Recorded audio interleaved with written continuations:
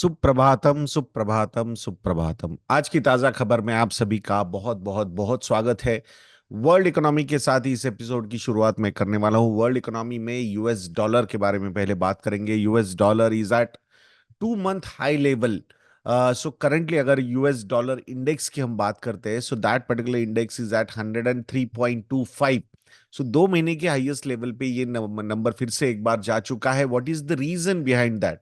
Why US currency is appreciating? The reason behind that is कि US की जो federal reserve की rate cut की जो एक्शंस थी वो मॉडेस्ट होने वाली है इन नियर टर्म, ऐसे प्रेडिक्शंस आ रहे हैं। इट मींस कि जो एग्रेसिवनेस एक्सपेक्ट किया जा रहा था वो उतना एग्रेसिवनेस नहीं रहेगा फेडरल रिजर्व की तरफ से। स्पेसिफिकली जो डिफरेंट स्टेट के गवर्नर्स होते हैं, फेडरल गवर्नर्स जो होते हैं, तो वहां से कुछ कुछ ऐसे इंडिकेशंस आ रहे हैं। So they are not very happy with the economic data which is coming. Inflation के नंबर्स की बात हो या फिर जॉब के नंबर्स की बात हो या जीडीपी के नंबर्स की बात हो, जो ऐसे नंबर्स आने चाहिए जो रेट कट के लिए सपोर्ट करना चाहिए, वो ज्यादा नहीं आ रहे हैं।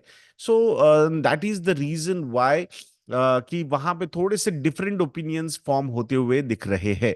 जहां पे हमें लग रहा था कि 50 बेसिस पॉइंट्स का ऑलरेडी रेट कट हो गया है और एक 50 बेसिस पॉइंट्स का रेट कट हो सकता है क्या, सो उसकी जो प्रोबेबिलिटी है वो काफी कम हो चुकी है। And now rate cut 25 basis point rate cut probability is more now. So that is currently 89%। So 89% probability is there that कि नेक्स्ट रेट कट जो होगा फेडरल रिजर्व की तरफ से वो 25 बेसिस पॉइंट्स का होगा instead of 50 basis points. And that's why US dollar जो है, अगर हाइयर इंटरेस्ट रेट वहां पे दिखता है और थोड़े दिनों के लिए ज्यादा, तो ऑब्वियसली आई थिंक डिमांड, जो डॉलर की डिमांड है वो थोड़ी सी हाइयर साइड में रहेगी। And that's why dollar is appreciating and that's why it is at 2 month high level currently. अब क्रूड ऑयल के बारे में बात करते हैं। यूएस क्रूड ऑयल की जो प्राइसेस है वो 4% से नीचे गिर गए। Major reason because global surplus आता हुआ उन्हें दिख रहा है। Plus I don't know you have observed और नॉट, बट इसराइल की तरफ से जो एश्योरिटी दी जा रही कि हम ईरान के ऑयल रिजर्व, मतलब ऑयल के रिजर्व्स पे अटैक नहीं करेंगे, या फिर उनके न्यूक्लियर साइट्स पे भी हम अटैक नहीं करेंगे, मतलब एस्केलेशन नेक्स्ट लेवल पे नहीं जाने वाला है। कि ईरान ने उन पे अटैक किया है इसराइल पे, तो Israel will also attack, but वो most probably they will start attacking their military bases instead of nuclear sites या फिर oil sites. So that is a positive news and that's why कि oil के prices जहां पे ऐसा लग रहा था बिकॉज ईरान पे अगर अटैक होता है तो ईरान ने ये बोला था कि अगर हमारे ऑयल पॉइंट्स पे अटैक होगा तो we will also attack on the other oil points बाकी नेबर्स के साथ जहां पे। सो मतलब वो बोल रहे थे भाई ये अगर हम पे हम प्रॉब्लम हो, हम हमारे साथ प्रॉब्लम होता है तो definitely will make it sure कि ये प्रॉब्लम पूरी दुनिया फेस करेगी। क्योंकि ऑयल प्राइसेस ऊपर जाते हैं तो I think everybody will start having that trouble. और फिर वो इन्फ्लेशन के नंबर्स अनबेरेबल होना and all those things and attack करना, मतलब it is not going to be कि 70 to 80, $80 to $90 per barrel. That number can go up to 150 to $200 per barrel also. That was the worst case scenarios which were getting predicted. I have even seen some reports where the talks about अगर बहुत ज्यादा escalation हो जाता है तो even that can go up to $300 per barrel also. We cannot even imagine that particular thing। अगर वो होगा तो कितना ज्यादा impact हमारी इकोनॉमी पे, उसका निगेटिव इम्पैक्ट हमारी इकोनॉमी पे हो तो हो सकता है।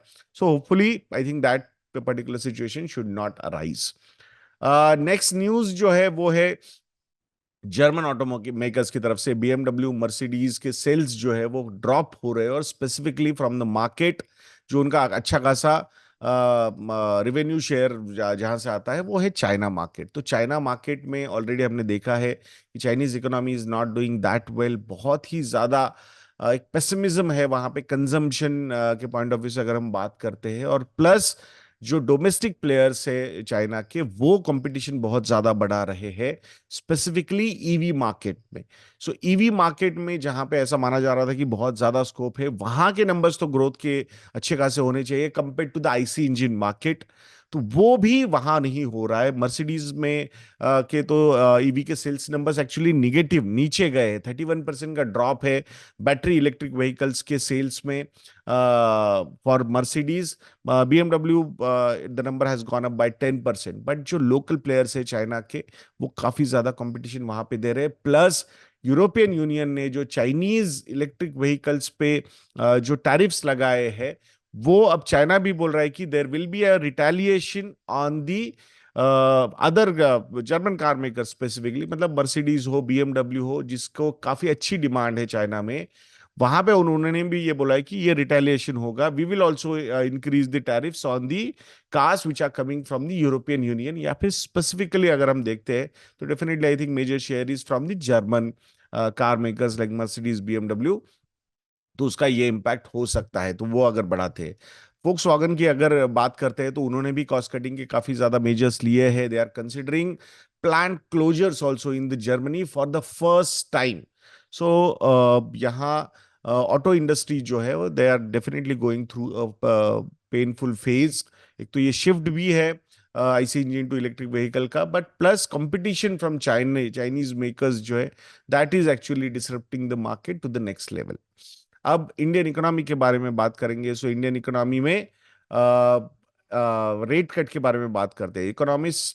जो इकोनॉमिस्ट लोगों ने जो प्रेडिक्शंस दिए हैं, सो इंडिया में जो रेट कट है वो 2025 में होगा इंस्टेड ऑफ 2024। तो ये साल में तो रेट कट होता हुआ उनको नजर नहीं आ रहा है। स्पेसिफिकली जब हमने कल जो सीपीआई का नंबर देखा है 5.49% का, retail inflation going up to 5.49%। So वो एक बहुत बड़ा इम्पैक्ट है। एक्सपेक्टेशंस जो थे, दो एवरीबडी न्यू दैट कि थोड़ा बहुत ये बढ़ने वाला है, बट एक्सपेक्टेशंस जो थे रिटेल इन्फ्लेशन के, सीपीआई इन्फ्लेशन के नंबर्स आने के, वो थे 5.04%। एक्चुअल नंबर आया 5.49%। लास्ट मंथ यानी कि अगस्त महीने में ये नंबर था 3.65%। मेजर कंसर्न जो है रिटेल इन्फ्लेशन हाई होने का, that is the food inflation. consumption basket के almost half the basket is with the food inflation, and that number is at 9.24% in the month of September। अगस्त महीने में ये number था 5.66% का। वहां से ये नंबर काफी ज्यादा बड़ा है। Though there are expectations of disinflation in the winter phase, specifically अगर जैन फेब की अगर हम बात करते हैं। So hopefully I think by that time the number should start coming down towards the 4% number. But अगर ये नंबर 4.5% के ऊपर रहता है तो रेट कट के जो एक्सपेक्टेशंस, जो अभी ये साल तो खत्म हो चुके हैं कैलेंडर ईयर के पॉइंट ऑफ व्यू से, बट February 2025 में there are expectations of rate cut, but वो भी शायद पोस्टपोन हो सकता है टू अप्रैल 2025। सो फरवरी महीने का जो नंबर होगा इन्फ्लेशन का, वो देखना बहुत ज्यादा जरूरी है। And that's why rate cut थोड़ा सा पोस्टपोन हो सकता है। मिस्टर शक्तिकांता दास जी ने तो ये भी बोला है कि कोई टाइमलाइन सेट करना is not a right thing, it will not be appropriate to give you a timeline कि ये यहां से हम रेट कट स्टार्ट करेंगे।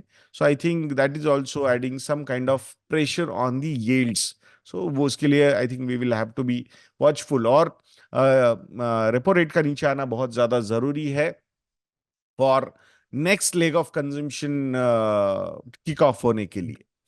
अब स्टील इंपोर्ट्स के बारे में बात करेंगे। Steel imports are impacting domestic players gross margins. India ratings की एक रिपोर्ट आई है, उसमें उन्होंने बोला है कि स्पेसिफिकली जो लोअर प्राइस स्टील इंपोर्ट्स है फ्रॉम चाइना हो, वियतनाम हो, जापान हो या कोरिया हो, it is actually impacting big time to the domestic player, to the domestic players. और रीजन क्या है? Majorly I think slow down in their countries, वो ये सबसे बड़ा रीजन है। तो वहां पे डिमांड कम है और सप्लाई काफी ज्यादा है, तो वो सप्लाई का जो डंप है वो इंडिया में आ रहा है। Obviously I think there will be some strategies की इंपोर्ट ड्यूटीज वगैरह अटैच करना and all those things, government will try and do that, but एक लेवल के ऊपर आप नहीं कर सकते when you are living in a globalised world. So I think वो प्रेशर, आई थिंक ये साइकिल्स है, and we have seen that कि cycles are quite lethal in commodity sector, specifically steel की अगर हम बात करते हैं तो। सो आई थिंक ये फाइनेंशियल ईयर जो है वहां पे मार्जिन में काफी ज्यादा इंपैक्ट यहाँ हो सकता है, because already we have seen China की से जो स्टील इंपोर्ट के वॉल्यूम्स आ रहे हैं ये न्यू हाई लेवल टच कर रहे हैं। लास्ट 21 क्वार्टर्स में सबसे ज्यादा नंबर लेवल पे ये नंबर्स जा चुके हैं चाइना के स्टील इंपोर्ट्स, एंड काफी ज्यादा चीप भी है वो. So that is the reason I think the Indian companies are going to face good amount of pressure on their gross margins, specifically second half of FY25. अब stock market या stock specific news के बारे में बात करेंगे. KEI industries के results आ चुके हैं क्वार्टर 2 के. Net profit has gone up by 10%. The number is at 155 crore rupees. So last year same quarter the number was 140 crore rupees. So profit growth 10.3% की है, but revenue growth is 17.2%. The revenue number for last quarter is 2279 crore rupees. So यहाँ revenue 17% से बढ़ा है, but profit 10% से बढ़ा है. इसका मतलब यह है कि EBITDA margins have gone down. So last year same quarter में EBITDA margin was at 10.4%. This year the number is at 9.7%. It means I think raw material cost has gone up, and that's why the margins have gone down. The order book जो है pending order book with KI Industries is around 3,847 crore rupees.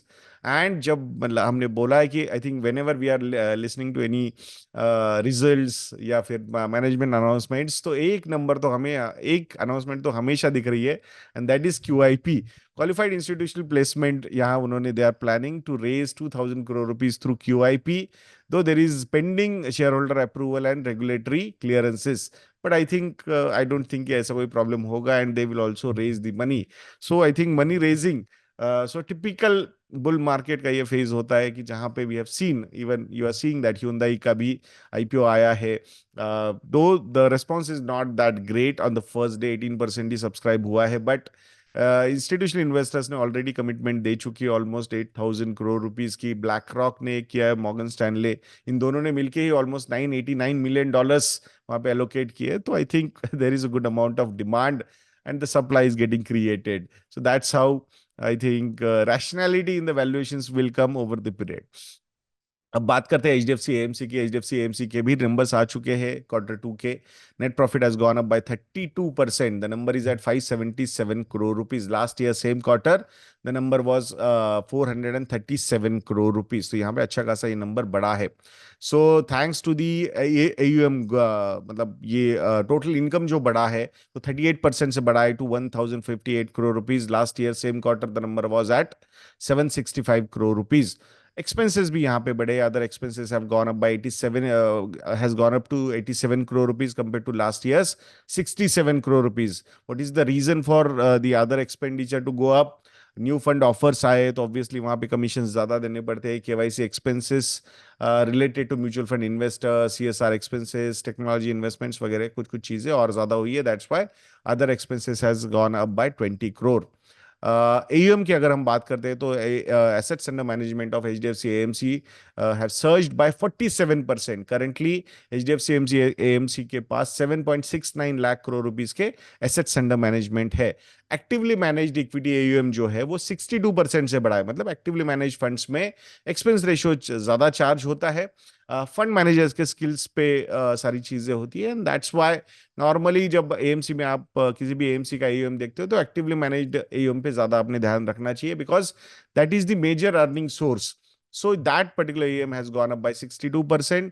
4.87 lakh crore rupees पे ये number अभी लास्ट quarter में रहा है. Year before the number was at 3 lakh crore rupees. Debt market के जो एसेट्स है they have increase by 15%. 1.53 lakh crore rupees पे ये नंबर गया है compare to last years 1.34 lakh crore rupees. Liquid mutual fund का AUM जो है वो 18% से बढ़ा है. The number is at 65,900 crore rupees. Inflows through SIPs जो है वो 64% से बढ़ा है in the September quarter, and the SIP book of HDFC AMC is at 3,680 crore rupees. यानी कि एवरी मंथ हर महीने HDFC AMC के पास 3,680 करोड़ रुपए आ रहे through SIP. Last year same quarter the number was eight 2,240 crore rupees. So this is phenomenal. ये एक consistent inflow company के पास आ रहा है. SIP का टोटल AUM जो कंपनी के पास अभी है वो है 1.79 lakh crore rupees, which is good. मतलब नॉर्मली ये स्टिकी AUM होता है, लॉन्ग टर्म के लिए ये नंबर रहता है.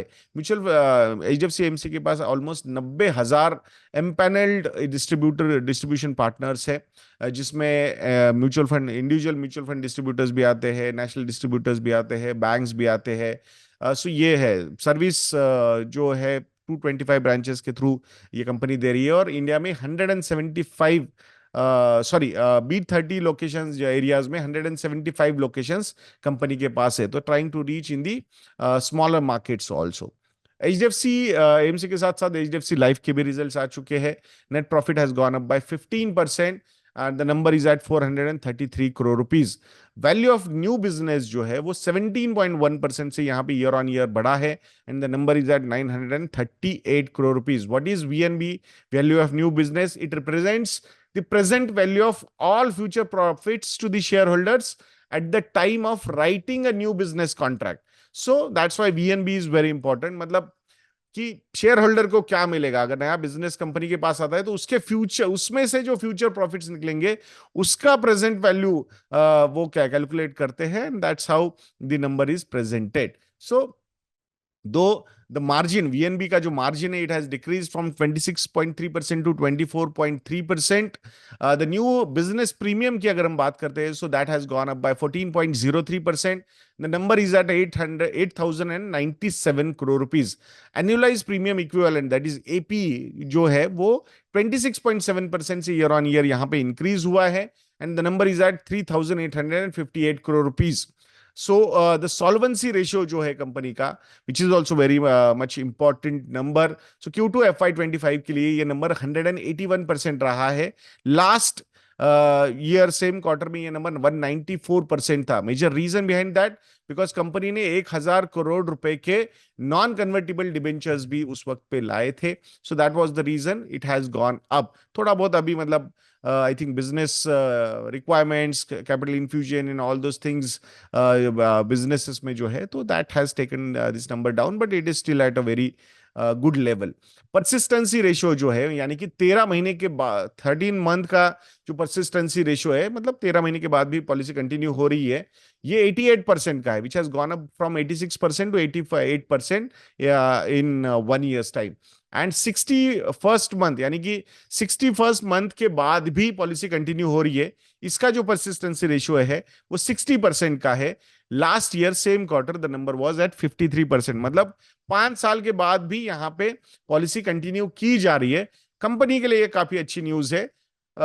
यूनिट होल्डर्स के लिए, सॉरी, पॉलिसी होल्डर्स के लिए कितना है we don't know, because what I have seen in this particular industry when we are analyzing so many portfolios, so many financial plans, तो जिसमें 90% of the time people do not know कि why they are buying the insurance policy, क्योंकि pure term plan तो लिया जाता है नहीं, majorly कोई आके गले में वो हार पहना जाता है।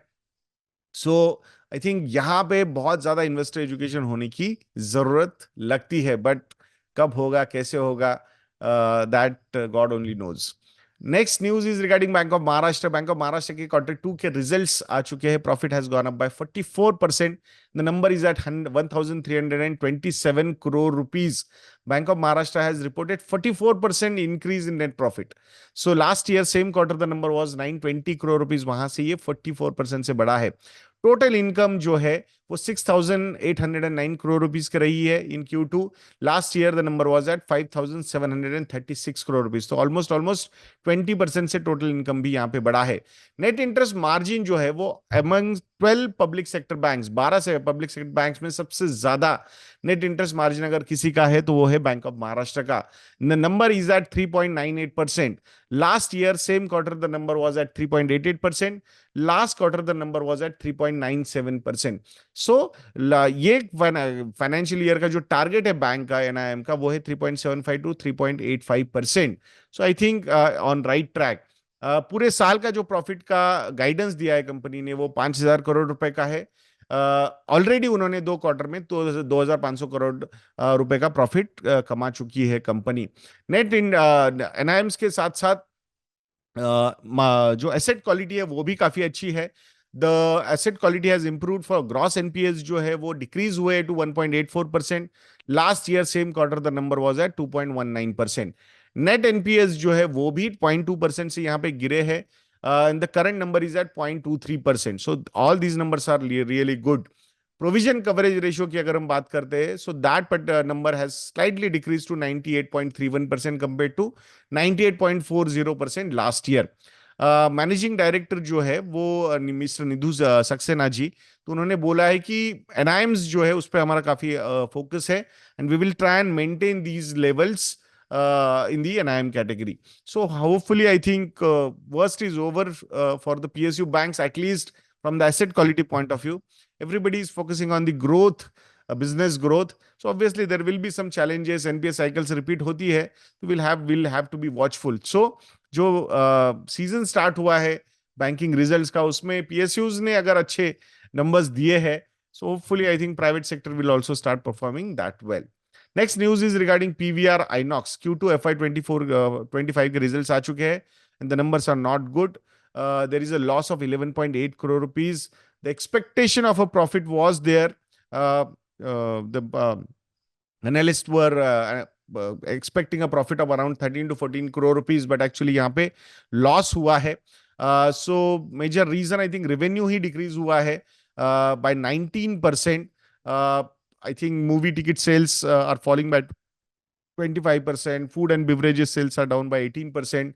Occupancy rate for the quarter dropped to 25% compared to 32.3% last year. ऐसा लग रहा था कि स्त्री टू जिस तरीके से चली है शायद numbers would be good, but I think big releases are not there. So hopefully ये जो फेस्टिव सीजन है उसमें अगर कुछ अच्छी रिलीजेस होती है, आई think everybody is waiting for Pushpa 2. So hopefully अगर वो आता है तो कुछ नंबर्स अगर अच्छे आते हैं तो I think company will be happy. Though despite challenges, PVR Inox plans to add around 110 to 120 screens by the end of March 2025. So I think अगर ये फाइनेंशियल ईयर की बात करते हैं तो ऑलरेडी उन्होंने 71 न्यू स्क्रीन्स ऐड किए हैं, और कुछ स्क्रीन्स क्लोज भी किए, अराउंड 42 उन्होंने क्लोज भी किए हैं. सो नेट नेट 29 स्क्रीन्स उन्होंने ऐड किए, और यहाँ से 110 to 120 वो और ज्यादा ऐड करने वाले हैं. So let's see. I think aggressiveness is good, but I think we will have to be watchful कि कैसे रिलीजेस आते हैं और कलेक्शंस कैसे होते हैं यहाँ पे. सो आशा करता हूं दोस्तों कि आज का भी ये वीडियो आप लोगों को इन्फॉर्मेटिव लगा होगा. अगर इन्फॉर्मेटिव लगा है तो कमेंट सेक्शन में लिखना मत भूलेगा, और नेक्स्ट वीडियो तक के लिए मुझे आज्ञा दीजिएगा. जय हिंद.